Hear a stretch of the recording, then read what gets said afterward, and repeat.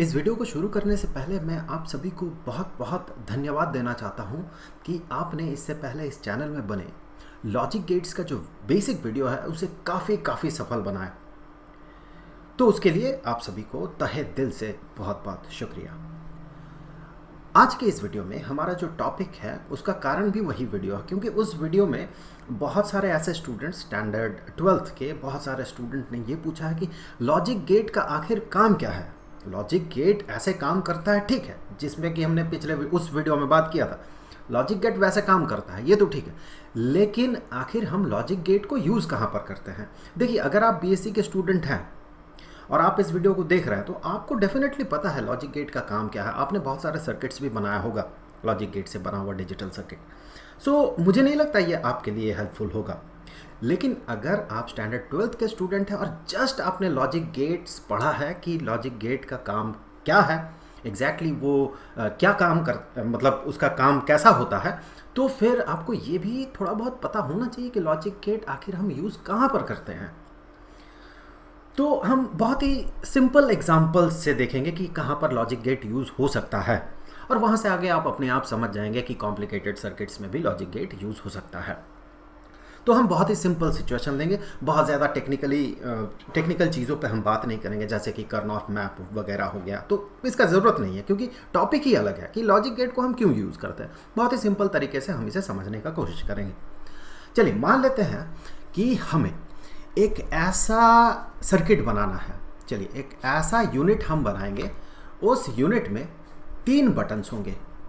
उस यूनिट में 3 बटन्स होंगे। एक बटन में 1 लिखा हुआ रहेगा, दूसरे बटन में 2 लिखा हुआ रहेगा और तीसरे बटन में 3 लिखा हुआ है।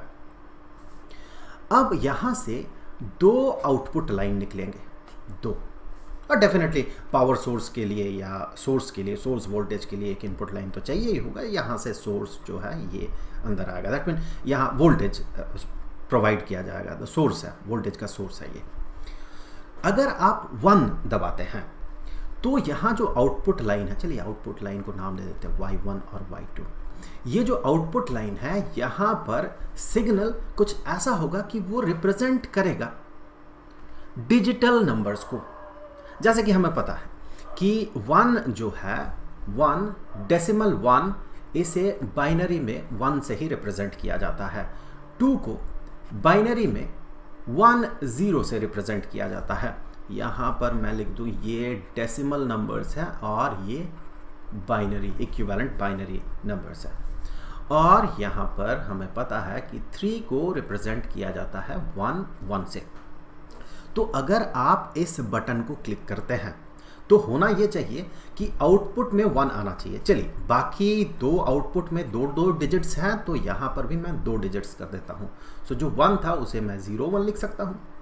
तो अब आउटपुट में कुछ ऐसा होना चाहिए। इसे और बेहतर समझने के लिए मैं क्या करता हूँ, इसे थोड़ा नीचे की तरफ ले जाता हूँ ताकि आप सीधे इसके साथ कंपेयर कर सकें। ऐसे ये आउटपुट लाइन Y2 और ये Y1। सो इसे चलिए मिटा देते हैं। ये पहला लाइन जो था ये Y1 और ये Y2। तो देखिए, अगर आप इस बटन को प्रेस करते हैं तो आउटपुट कुछ ऐसा होना चाहिए यहाँ से कि यहाँ पर 0 और यहाँ पर 1 होना चाहिए। मतलब कि इस लाइन में वोल्टेज रहेगा, इस लाइन में वोल्टेज रहेगा और इस लाइन में वोल्टेज नहीं रहेगा। या फिर एक कह सकते हैं, आप ज़्यादा टेक्निकली कह सकते हैं, एक सर्टन लेवल से नीचे रहेगा वोल्टेज, बहुत कम रहेगा, इतना कम रहेगा कि उसे 0 माना जाता है। सो यहाँ पर वोल्टेज हाई रहेगा और यहाँ पर वोल्टेज लो रहेगा। इसी का मतलब है 1 और 0। अब अगर आप इस बटन को दबाते हैं तो फिर आउटपुट 1 0 होना चाहिए। मतलब यहाँ पर अब वोल्टेज रहेगा, यहाँ पर वोल्टेज लो रहेगा, यहाँ पर हाई रहेगा, यहाँ पर लो रहेगा। सिमिलरली अगर आप इस बटन को दबाते हैं तो दोनों लाइंस में, दोनों आउटपुट लाइंस में 1 आना चाहिए। दैट मीन दोनों में वोल्टेज जो है वो हाई आएगा। यहाँ पर बहुत ज़्यादा चीज़ों पे बात करना सही नहीं होगा कि अगर एक साथ आप 2-3 बटन दबा देते हैं तो क्या होगा, तो उसके लिए थोड़ा सर्किट कॉम्प्लिकेटेड होगा, उन सारी चीज़ों पे हम नहीं जाते हैं। फिलहाल ये सिंपल सा सर्किट है। शर्त यही है, आपको एक ही बटन दबाना है और आउटपुट लाइन में ऐसा सिग्नल आएगा, जैसा बटन दबाएंगे उसी का डिजिटल इक्विवेलेंट जो है नंबर ये आउटपुट लाइन में देगा। तो अब इसे कंस्ट्रक्ट करने के लिए हम क्या करते हैं, देखिए ये जो बटन है, इन बटन्स के नीचे सबसे पहले चलिए मैं यहाँ पर जो सोर्स है सोर्स को लिख लेता हूँ, ये है सोर्स, चलिए +5 वोल्ट में है ये। अब यहाँ से हमें 3 लाइंस निकालना है, तो हमने निकाल दिया 3 लाइंस, ऐसे 1 2 और 3। यहाँ तीनों के यहाँ पर हम तीनों लाइंस में एक की इंसर्ट करेंगे और इसी लाइन को यहाँ से आगे बढ़ा देंगे। सिमिलरली यहाँ भी वही करेंगे और यहाँ भी हम वही करेंगे। अब देखिए यहाँ पर रहेगा वो बटन, अगर बटन को आप क्लिक करते हैं जिसमें 1 लिखा हुआ, अगर बटन को क्लिक करते हैं तो यहाँ की प्रेस्ड हो जाएगा। की का प्रेस होने का मतलब है कि यहाँ से वोल्टेज का सोर्स जो है उसे लाइन मिल जाएगा और यहाँ से करंट का फ्लो होगा। अगर आप बटन प्रेस नहीं करते हैं तो ये सर्किट जो है ओपन रह जाएगा, लाइन ओपन रह जाएगा। यहाँ भी अगर प्रेस नहीं करते हैं तो लाइन ओपन रह जाएगा, लेकिन यहाँ पर अगर प्रेस करते हैं, कहीं पर भी आप प्रेस करें तो वो एक क्लोज्ड सर्किट बनेगा और वहाँ से करंट का फ्लो होगा।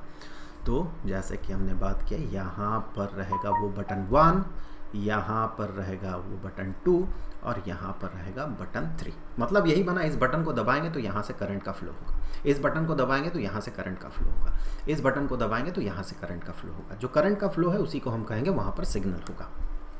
अब देखिए हमें क्या करना है, देखिए अगर 1 को प्रेस करते हैं तो हमारा आउटपुट लाइन क्या होना चाहिए, 0 और 1, ठीक है। मतलब यहाँ पर 2 आउटपुट लाइन्स होंगे, तो 2 आउटपुट लाइन्स, एक आउटपुट लाइन और ये 2 आउटपुट लाइन। ये आउटपुट लाइन जो है, एक है ये Y1 और ये है Y2। अब देखिए जब आप 1 को प्रेस करेंगे तो क्या होना चाहिए, 1 को जब प्रेस करेंगे तो Y1 में आउटपुट में सिग्नल आना चाहिए, Y2 में सिग्नल नहीं आना चाहिए। तो हम सीधे इसे आगे बढ़ाते हुए एक गेट के साथ जोड़ देंगे। यहाँ आगे बढ़ाते हुए हम इसे और गेट के साथ जोड़ देंगे। क्यों और गेट के साथ जोड़ रहे हैं, थोड़ी देर में आपको समझ में आ जाएगा कि ऐसा क्यों कर रहे हैं। इसे हम और गेट के साथ जोड़ देंगे। हमने इससे पहले और गेट के बारे में बात किया था। और गेट कैसा होता है, और गेट का अगर ट्रूथ टेबल हम बनाते हैं, चलिए ट्रूथ टेबल नहीं बनाए, अगर और गेट ऐसे काम करता है कि इसका 2 इनपुट और गेट अगर हो तो 2 इनपुट लाइन में किसी में भी सिग्नल रहे या दोनों में सिग्नल रहे तो फिर यह आउटपुट में सिग्नल देता है। अगर नहीं रहता किसी में भी सिग्नल तब जाके यह आउटपुट लाइन में 0 देता है। तो अगर आप 1 को दबाते हैं, इसका दूसरा इनपुट लाइन जो भी है उसमें सिग्नल रहे या ना रहे, वी डोंट केयर, यहाँ पर ये आउटपुट लाइन में सिग्नल देगा। हमें तो वही चाहिए। 1 दबाने से Y1 में 1 आना चाहिए, 1 दबाएंगे तो ये आउटपुट होना चाहिए, तो Y1 में 1 आना चाहिए, Y2 में 0 आना चाहिए। तो हम सिर्फ इस बटन के साथ जुड़ा हुआ जो लाइन है इसे हम इस और गेट के साथ जोड़ दिया हमने।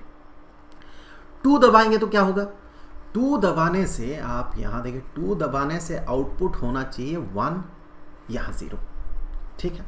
इसका मतलब Y2 में सिग्नल रहेगा, Y1 में नहीं रहेगा। सिमिलरली यहाँ पर हम एक और गेट जोड़ देंगे। चलिए एक और गेट हमने जोड़ दिया।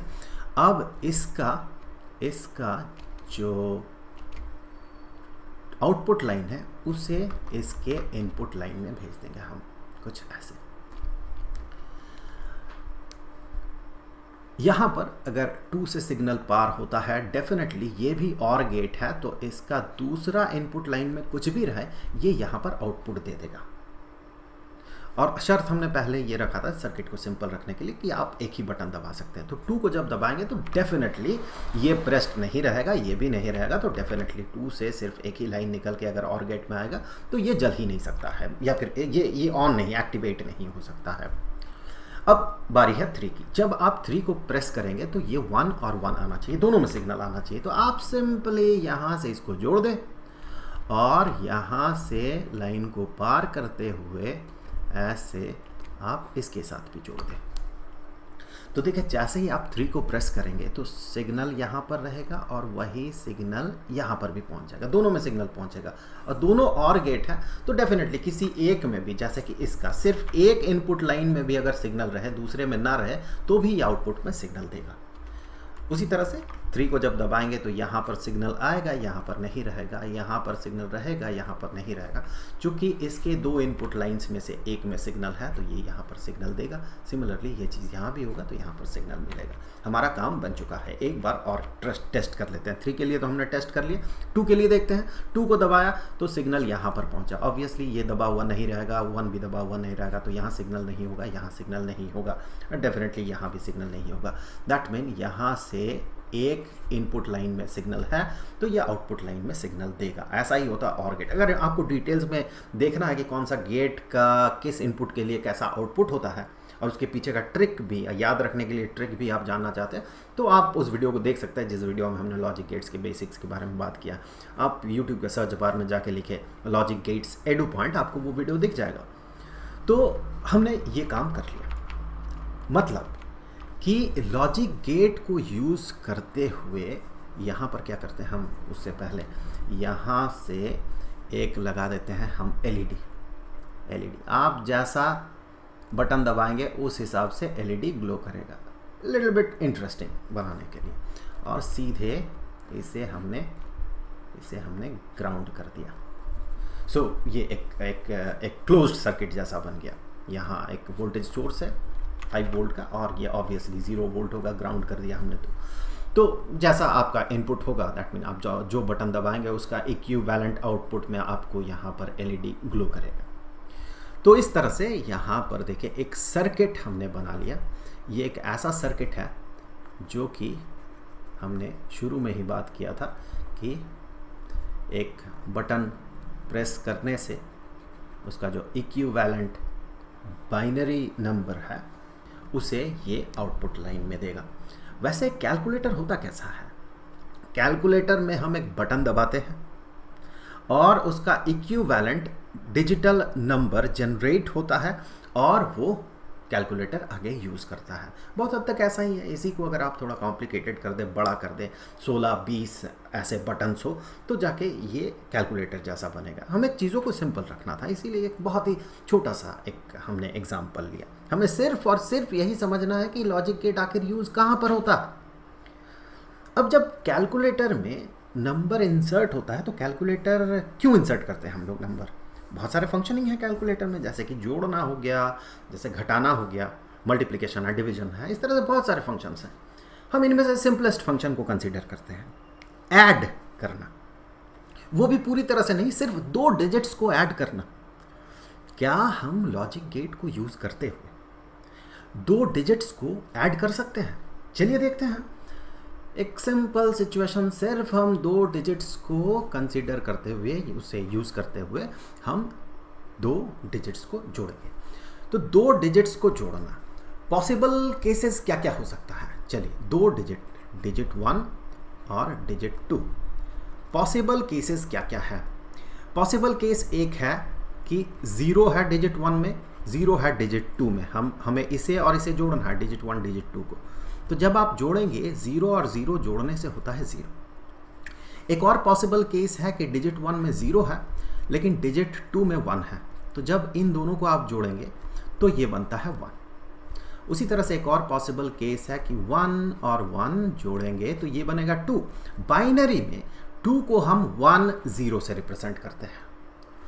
और एक केस है जब, माफ़ कीजिएगा ये मुझे बाद में लिखना चाहिए था, तो मैं यहाँ पर इस केस को मैं 1 0 कर देता हूँ, ये भी एक केस होगा। तो 1 और 0 को ऐड करने से ये बनेगा 1। और एक पॉसिबल केस हमने थोड़ी देर पहले जो बात कर लिया कि 1 और 1 जोड़ने से ये होगा 2, 2 को हम ऐसे रिप्रेजेंट करते हैं। तो अगर 2 डिजिट को जोड़ने की बात हो तो ये तो इनपुट होगा, ये इनपुट है, ये दोनों, ये उसका आउटपुट है। लेकिन एक ऐसा केस आएगा कि 2 इनपुट होगा, उसके लिए हमें 2 आउटपुट लाइन चाहिए होंगे। तो इसीलिए हम क्या करते हैं, यहाँ पर 0, यहाँ पर 0 और यहाँ पर 0 डाल देते हैं। अब देखिए इसे हम कंस्ट्रक्ट कैसे करेंगे।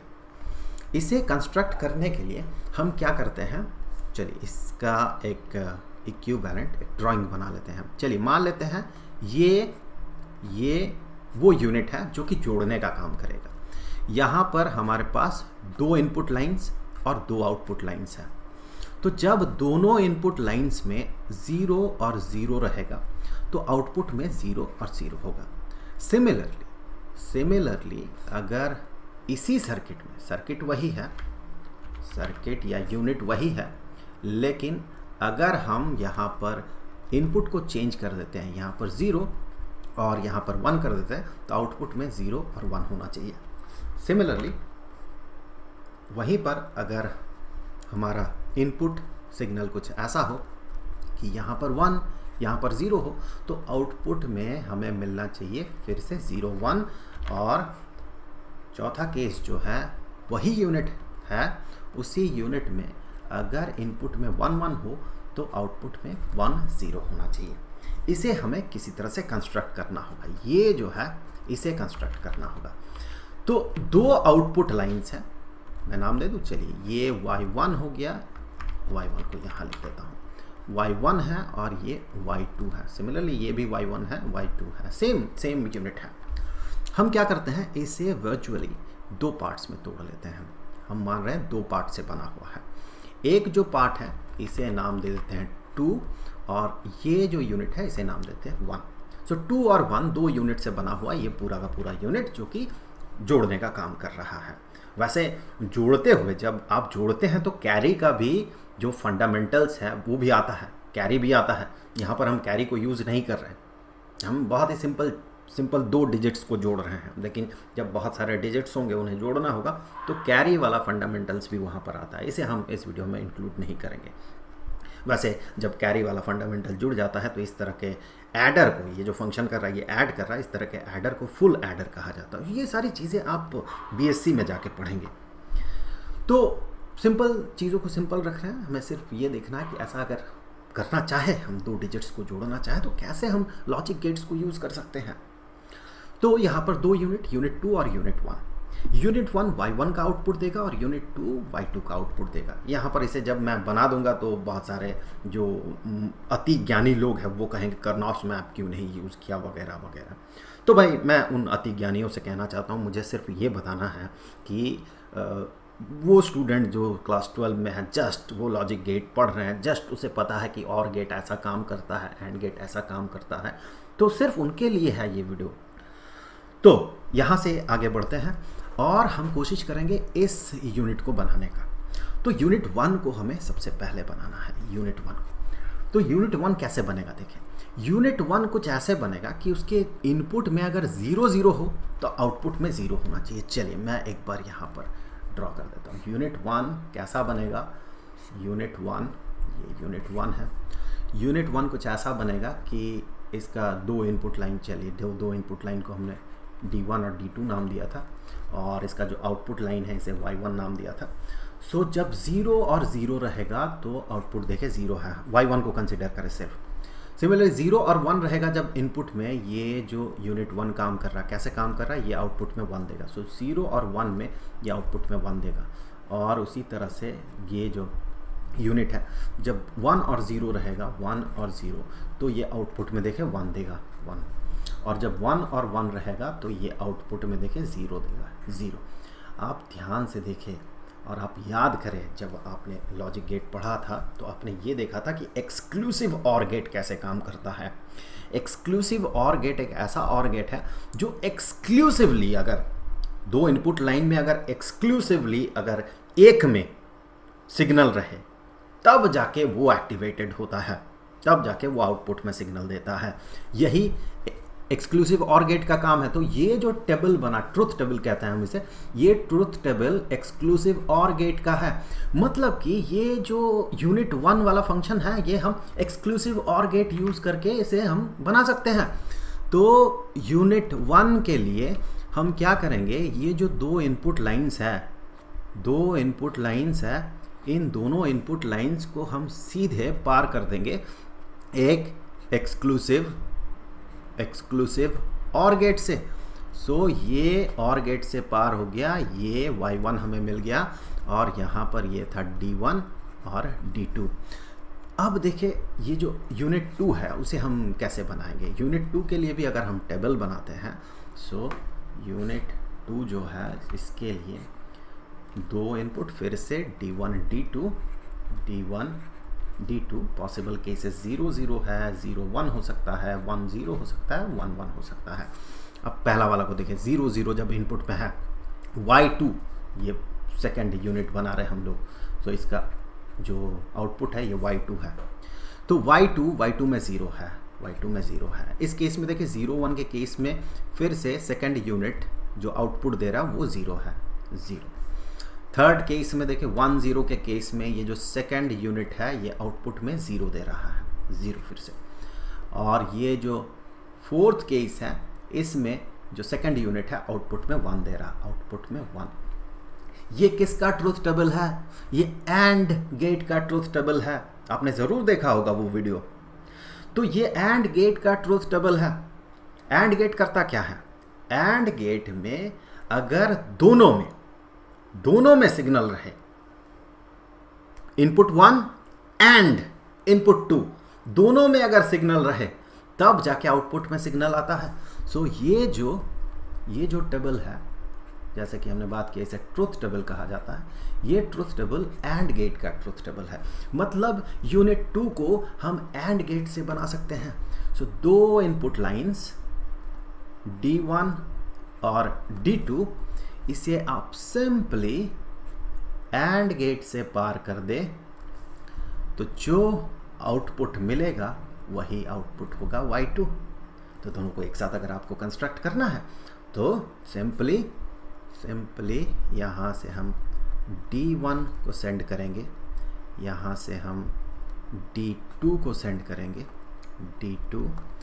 D1 और D2 दोनों को सबसे पहले Y1 बना रहे हैं, D1 और D2 दोनों को हम सेंड कर देंगे एक्सक्लूसिव OR गेट में, और इसका जो आउटपुट होगा इसी आउटपुट को हम नाम देंगे Y1, और फिर से D1 का सिग्नल को और D2 के सिग्नल को हम भेज देंगे एंड गेट में, और इसका जो आउटपुट लाइन होगा, इसे हम नाम देंगे Y2। तो हमने अब इस यूनिट को बना लिया है, जो कि सिर्फ 2 डिजिट्स को ऐड करने का काम करेगा। ये उसमें से ये जो पार्ट है ये यूनिट 1 का काम करेगा, ये जो पार्ट है ये यूनिट 2 का काम करेगा। तो आई होप कि इस वीडियो से आपके मन में जो एक सवाल था कि किस तरह से लॉजिक गेट को हम यूज़ करते हैं, कहाँ यूज़ कर सकते हैं, तो वो थोड़ा बहुत दूर हुआ होगा। वैसे लॉजिक गेट से हम बहुत सारी चीज़ें बना सकते हैं। डिजिटल सर्किट में जो भी हम यूनिट बनाना चाहते हैं वो सारी चीज़ें लॉजिक गेट से बनता है। कुछ एग्जांपल मैं आपको बता दूं, वो जो आप बीएससी में जाके पढ़ेंगे, जैसे कि मल्टीप्लेक्सर बनता है, डीमल्टीप्लेक्सर बनता है, उसी तरह से कोडर डिकोडर बनता है, बहुत सारी चीज़ें हैं। सिर्फ यही नहीं, बहुत सारी चीज़ें हैं। तो आई होप कि ये वीडियो आपके लिए हेल्पफुल रहा होगा। आगे के वीडियोस में हम और भी इसी तरह के इंटरेस्टिंग चीज़ों पे बात करते रहेंगे। तो मिलेंगे आपसे अगले वीडियो में, तब तक के लिए खुश रहें। Good bye.